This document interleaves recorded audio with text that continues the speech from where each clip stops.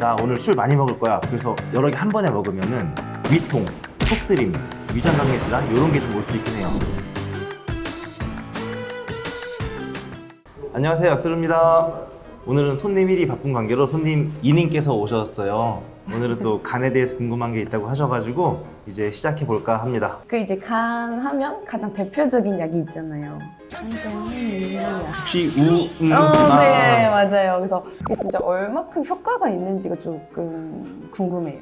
간이 하는 역할들이 되게 다양하잖아요. 보통 한 12가지 정도 된다고 하는데 그중 하나가 쓸개즙을 만드는 일이에요. 근데 그게 바로 우리가 하는 일이고요. 간세포 재생이라든가 간이 피곤하지 않게끔 해주는데 도움이 많이 되죠. 이렇게 간에 보조제를 저희가 먹잖아요. 간이 안 좋을 때. 근데 그쵸. 이제 이 보조제랑 피해야 되는 약들도 있을 것 같은데 물론 다 약이다 보니까는 항상 먹어서 좋지만은 않아요.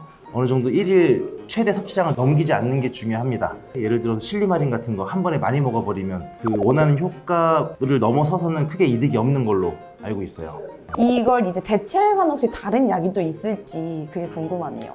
약국에 있다 보면 환자분들이 많이 오잖아요. 그러면 제일 많이 권해드리는 게 일단은 실리마린, 아르기닌, 아스파르트산 이런 제제를 많이 권해드려요. 사실 우리를 드리는 경우는 거의 없다고 보시면 될 것 같은데 더 좋은 것들이 워낙 많기 때문에 잘 안 드리게 되더라고요.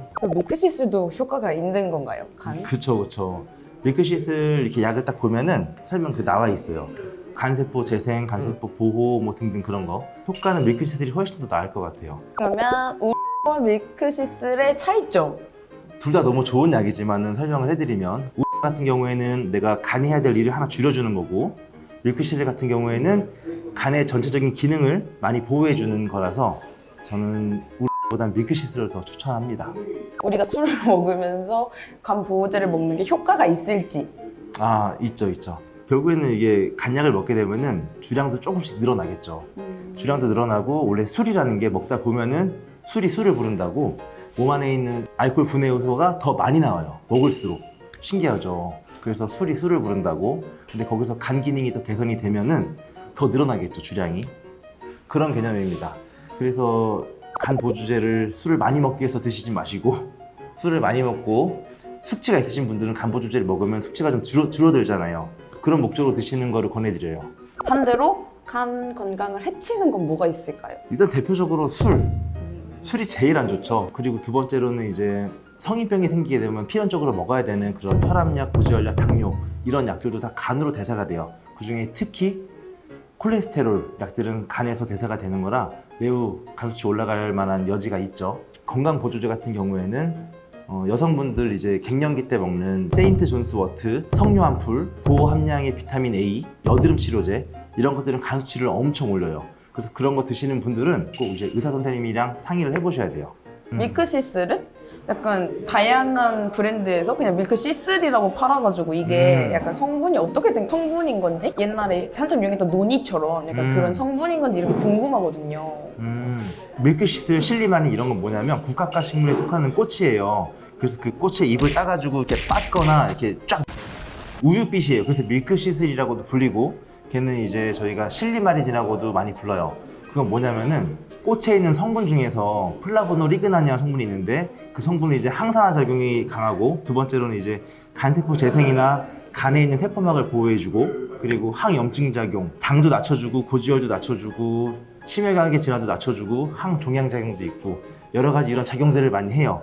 그래서 요즘 각광을 받고 있습니다. 밀크시슬과 실리마린이 어떤 관계가 있는 건지 같은 건지 아니면 이게 좀 차이점이 있는 건지가 그냥 같다고 이해하시는 게 일단 편하고요. 그 중에서 이제 밀크시슬의 성분을 실리마린이라 그래요.